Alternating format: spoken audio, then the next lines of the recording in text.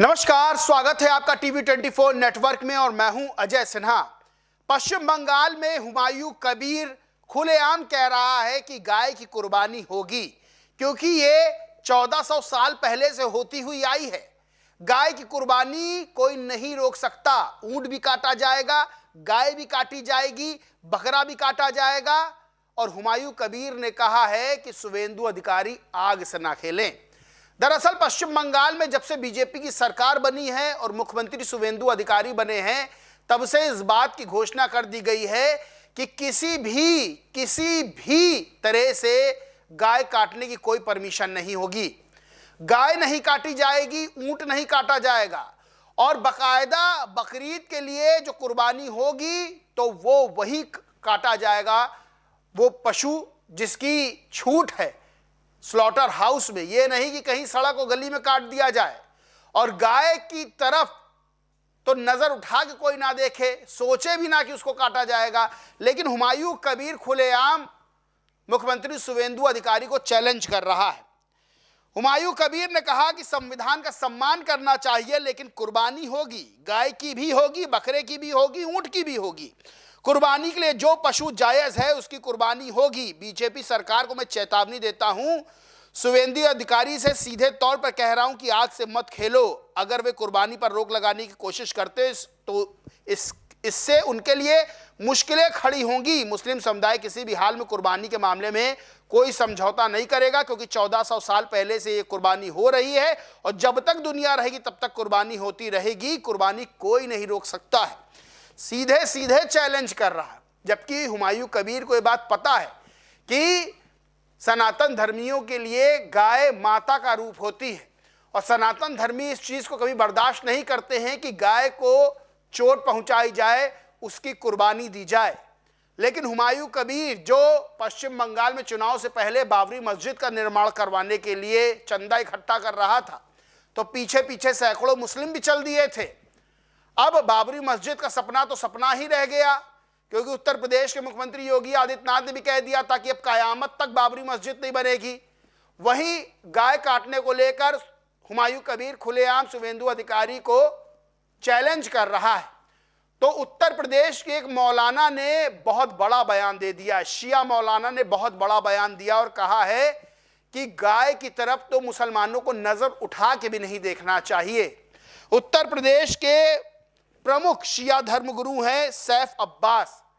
उन्होंने बकरीद यानी ईद उल अधा के मौके पर गाय की कुर्बानी को लेकर बयान दिया। कहा, मुस्लिम को गाय की तरफ आंख उठाकर भी नहीं देखना चाहिए। वो हमारे हिंदू भाइयों के लिए माता का रूप हैं। हिंदू भाई उन्हें माता मानते हैं और जब कोई माता मानता है तो मुस्लिमों का फर्ज बनता है कि उसको चोट ना पहुंचाई जाए। तमाम धर्मगुरु ये भी मांग कर रहे हैं कि गाय को राष्ट्रीय पशु घोषित कर देना चाहिए। लेकिन जब राष्ट्रीय पशु जब तक नहीं घोषित हो रहा है तब तक भी उसको चोट नहीं पहुंचाई जानी चाहिए।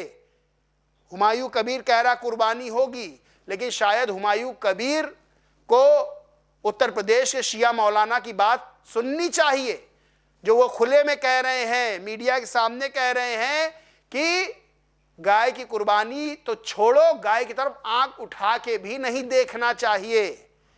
दरअसल उत्तर प्रदेश में अभी जो योगी शासन चल रहा है, पश्चिम बंगाल में अभी शुवेंदु शासन की शुरुआत हुई है। लेकिन ये माना जा रहा है कि जल्द ही योगी के पैटर्न को पूरी तरह से फॉलो पश्चिम बंगाल में कर लिया जाएगा और तब यही हुमायूं कबीर कहता हुआ नजर आएगा कि गाय हमारी माता है और गाय की कुर्बानी नहीं होनी चाहिए। अग्निमित्रा पॉल हैं, बीजेपी की नेता हैं।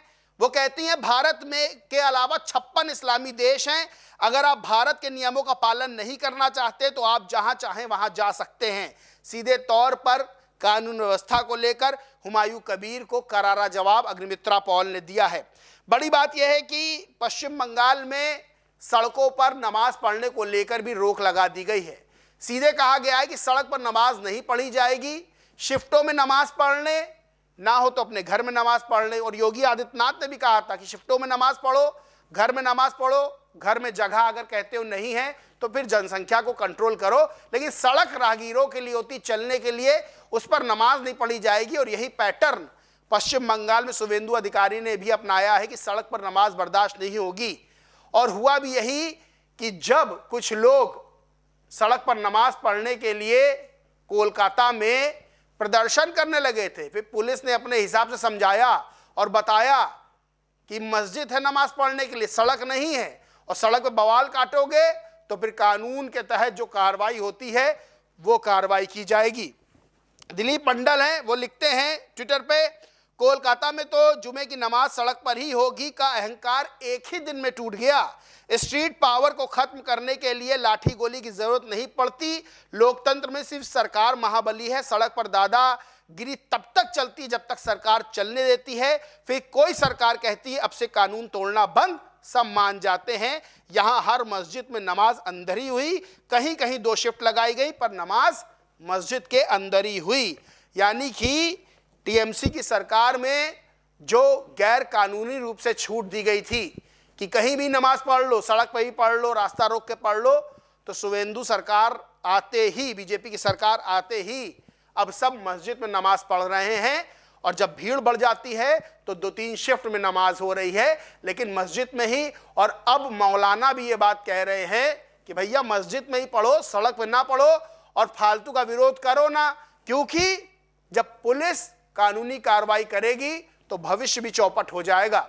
इस पूरे मामले पर आप क्या सोचते हैं, समझते हैं, कमेंट करके जरूर बताएं। वीडियो अच्छा लगा हो तो लाइक करें, खूब शेयर करें, और चैनल को सब्सक्राइब नहीं किया तो सब्सक्राइब करके बेल आइकन जरूर दबा लें। धन्यवाद।